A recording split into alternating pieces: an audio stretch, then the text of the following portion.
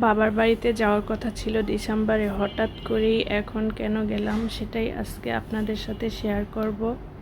Hello everyone, আসসালামু আলাইকুম। Welcome করছি আমার নতুন একটা ব্লগে। প্রথমে আমরা বাসা থেকে নেমে গাড়িতে উঠেছি, এরপর আমরা বাবার বাড়ির উদ্দেশ্যে রওনা হয়ে গেলাম। এরপর অনেকটুকুই চলে গিয়েছিলাম, কাশপুর চলে গিয়েছিলাম, এরপর ভিডিওটা আবার করি। এরপর মাঝপথে আমরা বাদাম খাচ্ছিলাম।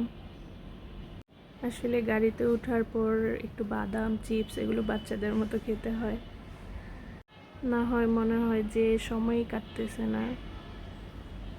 আসলে বাড়িতে এখন যাওয়ার কারণ হলো ছোট বোনের মেয়ে হয়েছে, বাবুকে দেখার জন্য যাচ্ছি। কখন আমার আম্মুটাকে দেখবো, আমার বোনকে দেখবো, আমি অস্থির হয়ে গিয়েছিলাম। আমি এক সপ্তাহ পরে গিয়েছিলাম, কারণ আমার ছেলের সিটি পরীক্ষা ছিল। যেদিন পরীক্ষা শেষ হয় সেদিনই রওনা হয়ে গিয়েছিলাম বাড়ির উদ্দেশ্যে।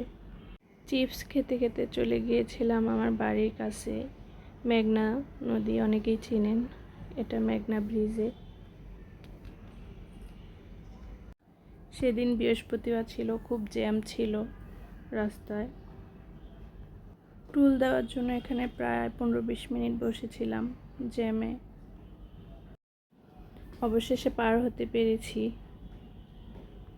এটা মেঘনা ব্রিজের উপরে ছিলাম। এই যে এপাশ আর ওপাশ অনেক সুন্দর দেখতে, অনেকে ছবি উঠায় এসে।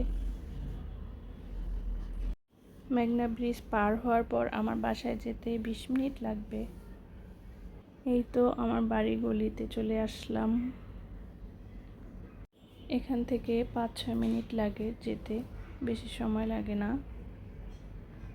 যখনই বাড়ি গলিতে যাই তখন থেকেই মন অস্থির হয়ে যায়, মনে একটা শান্তি কীরকম যে লাগে বোঝানো যাবে না আপনাদের, এত শান্তি লাগে।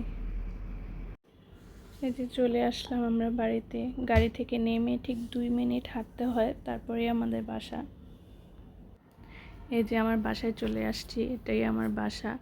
আর এখানে কিসের অনুষ্ঠান সেটা নিয়ে আপনাদের সাথে অন্য একদিন আরেকটা ভিডিও শেয়ার করব ইনশাল্লাহ। বাসায় গিয়ে আমি প্রথমেই গিয়েছিলাম আমার বোন আর আমার বাবুটাকে দেখতে। এখানে আম্মু বলতেছিল নতুন আম্মুকে পেয়ে আমাকে ভুলেই গেছো, এর জন্য আম্মুকেও একটু আদর দিয়ে দিলাম। তারপর আমার ছোট আম্মুটাকে আমি গিয়ে জড়ায় কোলে নিয়ে নিলাম, বুকে নিলাম। আপনারা আমার আম্মুর জন্য আর আমার বোনের জন্য অবশ্যই দোয়া করবেন। আমার ভিডিও ভালো লাগলে লাইক, কমেন্ট, শেয়ার করে পাশে থাকবেন। আজকের মতো এখানেই শেষ করছি। আল্লাহ হাফেজ।